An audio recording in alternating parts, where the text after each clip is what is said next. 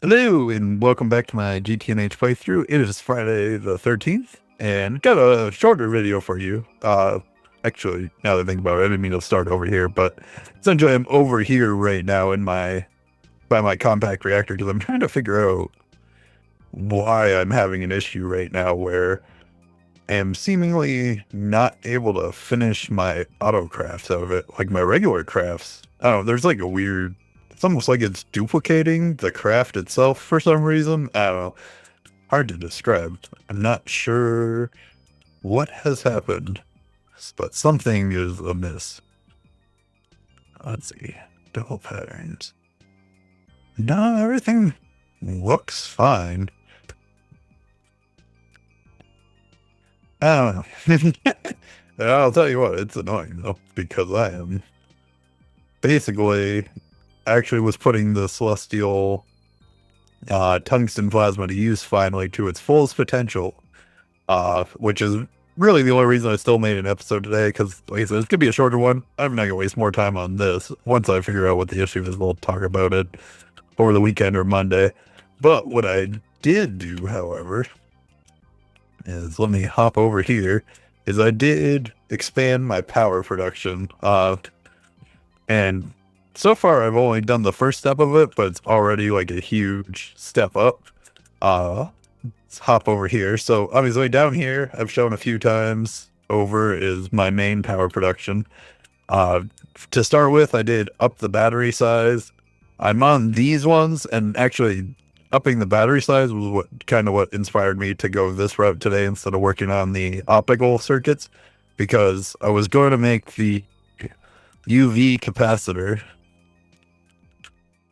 right here, but to make the UV capacitor, we need this energy cluster, and to make the energy cluster, we need optical SMDs, and the optical SMDs we get from essentially from this, the Xenozine, which we've already set up. So like doing this last little step will only take a few minutes, but the reason I didn't want to just throw it down and start doing it is because I had shut off my Radox. The Xenozine is one of the steps for Radox production because of power concerns, just because it was such a big draw. So I was like, okay, I just need to set up additional power before we go into the next phases of fuel production, because I haven't made NAC 4 fuel or NAC 5 fuel. But we have options. Like we have things over here just sitting not doing their full potential. So before I show the new power, this guy I upgraded pretty substantially. First and foremost, I've got distilled water in here, which, well, it's only 2.1 Gs. Feels like there should be way more. Interesting. Wonder why that only shows that, but maybe that's the max. Maybe that's the max the input hatch is actually allowed to show. But essentially, this thing, because of the stocking input hatch, can actually finally keep up with the full speed of the celestial tungsten to make dense supercritical. So, got it. Interesting. Hold on, let me just do this. Then, oh, this guy's actually working now. What the heck? Hey, was this guy jammed up?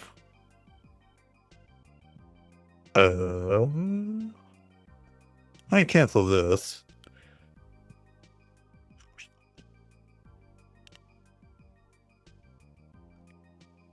Yeah, I don't know. There's something weird going on with my plasma. I don't want to waste too much time on it. But either way, basically all the celestial tungsten's coming right over here. We're turning into supercritical. So if we go dense, you can see I have 17 Gs of the dense supercritical. Then down here we got dense steam. So we are looking pretty solid on that front. And now just make sure I'm thinking about it right. Yep, we got 17 down here. So what I decided to do, I do really want to I'm like conflicted between completely redoing the power grid, or just upgrading until I have wireless hatches, which is kind of what I'm leaning towards, which is why I did it this way. So essentially outside the back of this transformer, which is where obviously these two guys push the power up here, I did upgrade this to a UEV 256 amp energy hatch, and then I set up a ton of Excel bells. Why is this thing?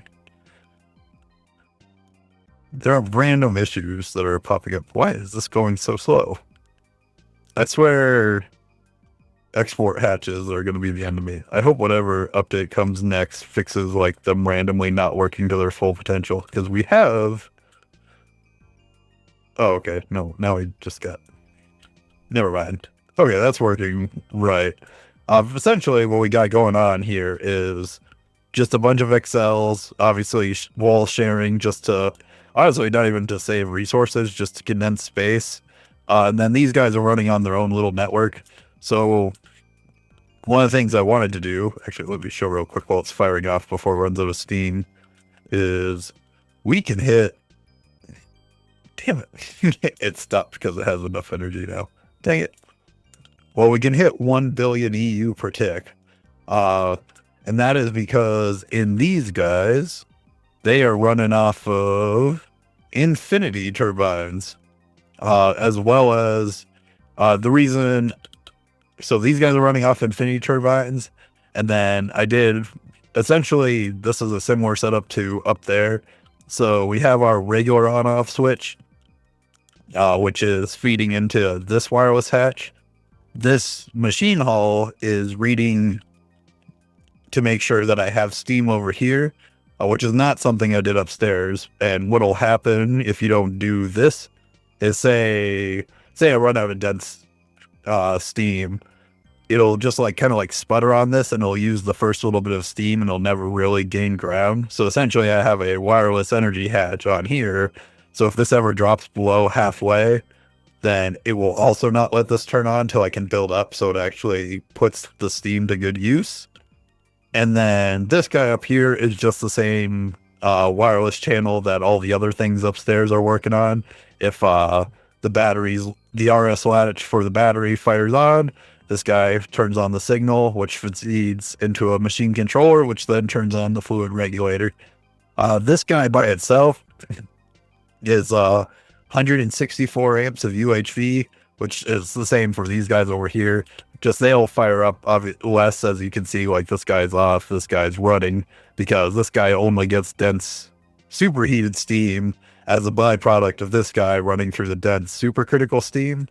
And now that that has a much better capacity up there, we're not really running through, because again, when these guys are both firing off, we're making 1 billion EU per tick, which is pretty good. And this guy, currently, we only use about 250 million EU per tick on average, so a little bit more. But yeah, that's basically it for today. There's nothing to show for it, but to make sure I was keeping up with the distilled water, as we can actually see, we type in distilled, we've got a ton, and I actually need to set up more. But right now for the distilled water, well, we got all these are full, so we've got so much distilled water, it's great.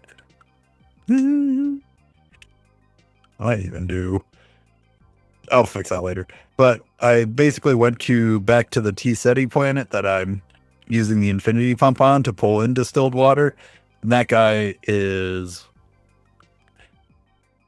words. I basically, before I had it on ME output hatches, so that machine would stutter. Instead, it's got 2 UHV output hatches with import buses set to really high, so we're pulling in a lot of water really fast. That thing's constantly running. I did try to upgrade it to UEV, but it just caused the machine to stutter again, so I didn't want to do that, because don't think it actually leads to lag, but it feels like it's going to lead to lag, and I just like it when they run smoother anyways. So distilled water is not a problem. Once I figure out my plasma issues, I will go about upgrading or adding more of these guys to keep both my supercritical steam. But if we go to dense, we're at 17 Gs right now, and we've consistently been at that all day. So even with this thing outperforming the celestial tungsten coming in, we're more than keeping up. And then that'll be a pretty with all those machines already set up down there, and the only thing that I need to do is essentially let them actually input steam, we'll be able to scale the power really fast. So if we, for some reason, are going through too much, that'll be a nice backbone to the Nequata fuel. But yeah, anyways, we go to my card tournament and all that jazz, and then since I got the power basically situated now, I'll probably work on get the optical SMDs this weekend and try to also do the circuits. So if I do that, I'll have a video this weekend. If not, I'll see you Monday. And either way, hope you have a good weekend. Goodbye.